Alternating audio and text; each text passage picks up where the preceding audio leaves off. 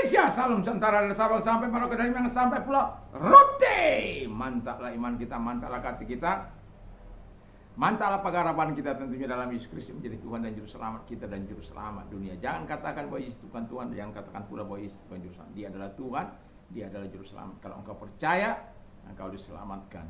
Kiranya Tuhan menolong kita untuk mengambil yang terbaik dalam kehidupan ini. Dan Yesus sudah berkata, akulah jalan dan kebenaran dan hidup, tiada seorang sampai kepada Allah kalau tidak melalui aku. Dan keselamatan tidak ada dalam siapapun juga selain di dalam Dia Yesus. Karena di bawah kolong langit ini tidak nama lain yang diberikan kepada manusia yang olehnya kita diselamatkan. Puji Tuhan. Dan itu Rasul Petrus katakan dalam Kisah Rasul 4 ayat 12. Dan Yohanes 3 ayat 16 dia mengatakan, karena begitu besar kasih Allah akan dunia ini sehingga Ia mengaruniakan anaknya yang tunggal supaya setiap orang yang percaya kepadanya tidak binasa melainkan beroleh hidup yang kekal. Dengan hati percaya engkau dibenarkan, dengan mulut mengaku engkau diselamatkan. Kiranya kekuatan Tuhan, kekuatan firman, kekuatan Roh Kudus dan kekuatan iman dan kekuatan doa menyertai kita dalam perjalanan hari ini.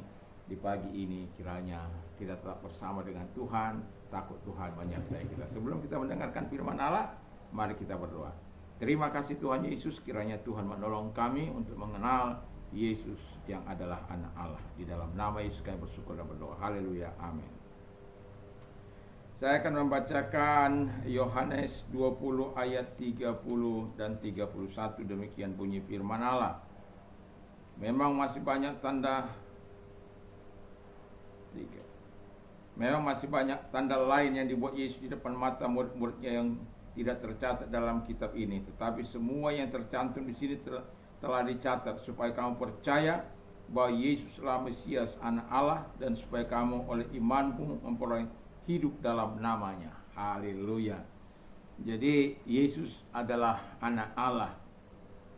Jadi sebagai orang percaya Yesus adalah anak Allah, yang ketika kita mempercayai sebagai anak Allah, kita dapat sebagaimana firman Allah percaya apa yang dikatakannya. Jadi yang Yesus katakan kita harus percaya bahwa Yesus adalah anak Allah, karena Dia adalah sungguh-sungguh 100% Allah. He is fully God, He is fully man. Ya, jadi di dalam Dia ada kemanusiaannya dan di dalam Dia juga ada keilahiannya. Dan itu sebabnya Yesus yang dapat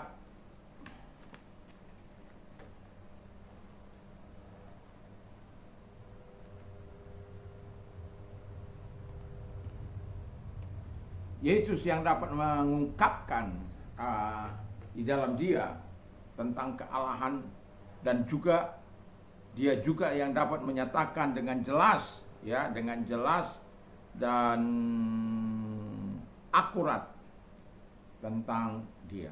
Jadi ketika kita percaya, sebanyak orang yang diberinya percaya, sebanyak orang yang percaya kepadanya, Dia punya kuasa untuk menjadi anak-anak Allah. Jadi Dia anak Allah, dan kemudian Alkitab mengatakan dengan jelas bahwa Dia adalah Allah itu sendiri, anak Allah. Jadi kita sebagai orang yang percaya kepadanya dijadikan anak Allah di dalam hidup kita, dan kita mendapatkan sesuatu yang luar biasa dari Tuhan. Dan kita dapat mengerti, ketika kita percaya Yesus adalah Allah, kita dapat mengerti firman Tuhan, karena Ia dapat membuka pemikiran kita. Kalau kita lihat Lukas 24 ayat 45, lalu Ia membuka pemikiran mereka sehingga mengerti kitab suci. Jadi Tuhan membuka pemikiran kita supaya kita mengerti tentang keilahian Tuhan, tentang kemanusiaan Tuhan. Dalam kemanusiaannya Dia memang mati, tetapi dalam ketuhanannya Dia tetap adalah Tuhan. Dan dalam kemanusiaannya Dia turun ke dalam dunia orang mati, dan seluruh orang yang hidup, yang pernah hidup dalam dunia ini, mungkin ada yang bangkit, tetapi kemudian dia mati kembali. Tapi Kristus bangkit dan hidup untuk selamanya. Dan itu sebabnya kita sebagai orang percaya harus percaya kepada Dia yang oleh karena Dia membuka pemikiran kita, karena Yesus anak Allah itulah yang memberikan kita keselamatan, memberikan kita penyucian dari dosa, memberikan kita segala yang terbaik dalam hidup ini. Dan ketika kita percaya, kita berpindah dari gelap kepada terangnya. Ketika kita percaya, kita hidup dalam kekudusannya. Ketika kita percaya, kerajaan maut tidak lagi berkuasa atas kehidupan kita. Ketika kita percaya kepada Dia yang adalah anak Allah, maka kita akan terbebas dari segala dakwaan dan tuduhan dari kuasa si setan itu. Dan itu sebabnya ketika Tuhan membuka pemikiran kita tentang Yesus yang adalah anak Allah, dan sekaligus membuka pribadinya kepada kita, bahwa Dia adalah juru selamat kita, Dia adalah penebus kita, Dia adalah Tuhan kita, Dia adalah penolong kita untuk selama-lamanya. Kalau pemikiran kita tidak dibuka oleh Tuhan, mustahil kita bisa mengerti. Banyak orang yang tidak terbuka pemikirannya. Dan itu sebabnya penting Tuhan membuka pemikiran kita, supaya kita mengerti kitab suci. Dan Alkitab mengatakan bahwa Dia membuka pemikiran para muridnya supaya mengerti kitab suci. Kalau kita tidak dibuka pikiran kita oleh Tuhan, maka kita tidak akan pernah mengerti kitab suci. Kita akan menganggap apa itu kok ada Tuhan jadi manusia dan kemudian Dia mati. Masa manusia jadi Tuhan? Tuhan nggak mungkin jadi manusia, ya. Kalau Dia Tuhan kok Dia mau mati, ya, Tuhan yang bodoh itu, ya. Tetapi itulah Tuhan Yesus Kristus yang adalah anak Allah. Dia bersama-sama dengan Allah pada mulanya. Kalau Anda baca dalam Yohanes 1 ayat 1, pada mulanya ada firman, Ia bersama-sama dengan Allah, dan firman itu adalah Allah. Jadi kalau kita sebagai orang yang dibukakan pemikiran kita, kita bisa mengerti. Tetapi kalau mereka tidak dibukakan, mereka tidak akan bisa mengerti akan kitab suci itu. Yang kedua, ketiga kata firman Allah yang terakhir, ya, ketika kita percaya Yesus adalah anak Allah, maka kita dapat menikmati rencana dan tujuan Allah di dalam hidup kita. Rencana dan tujuan Allah bagi kita adalah sesuatu yang sangat luar biasa. Rencananya adalah rancangan damai sejahtera. Rancangannya adalah rancangan yang membawa kebahagiaan. Rancangannya adalah rancangan yang membawa kesejahteraan. Rancangannya membawa kita kepada kehidupan kekal. Dan itu sebabnya ketika kita percaya, kita masuk pada tujuan Allah.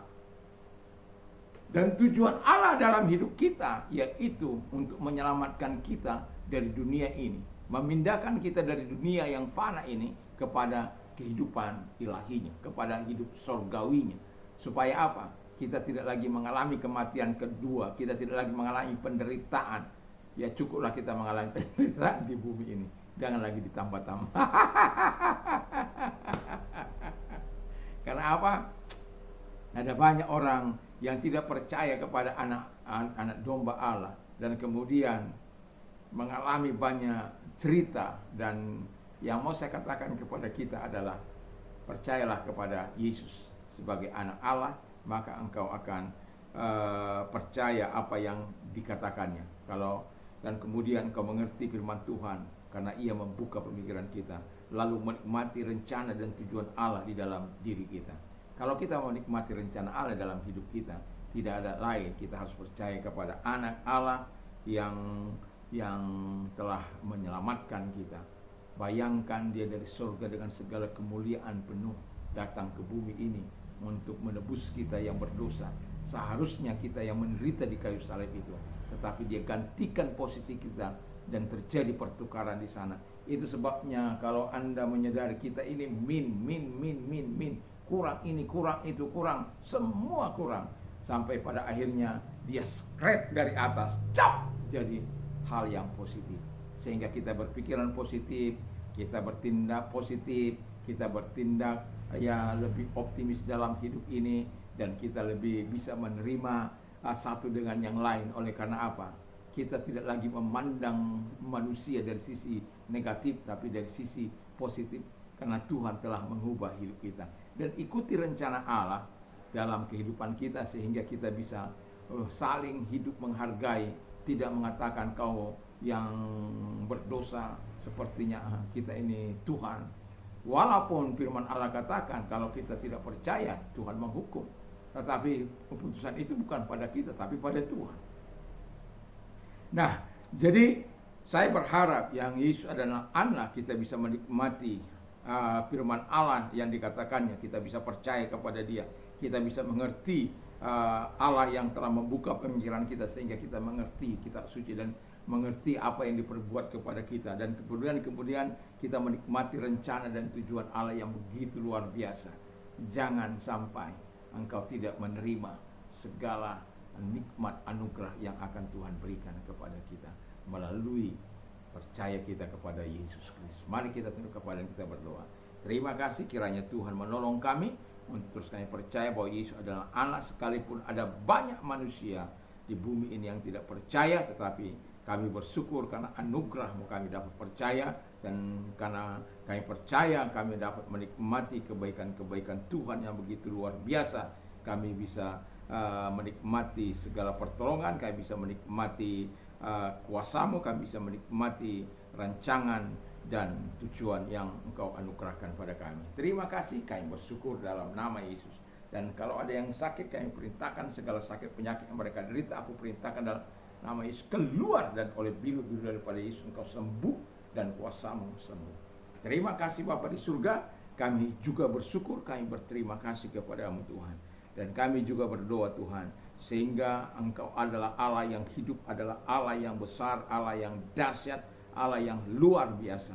Dan bagi mereka yang mengalami persoalan, datang kepada Tuhan, angkat kedua belah tanganmu. Kalau engkau membutuhkan doa, kita berdoa dalam nama Yesus. Lihat tangan-tangan yang diangkat kepadamu, genggam tangan mereka, tolong mereka, sehingga mereka tidak menyimpang dari kebenaran firman Allah, tetapi Tuhan menolong dan menyatakan segala kasih dan kemuliaan-Mu Bapa di surga.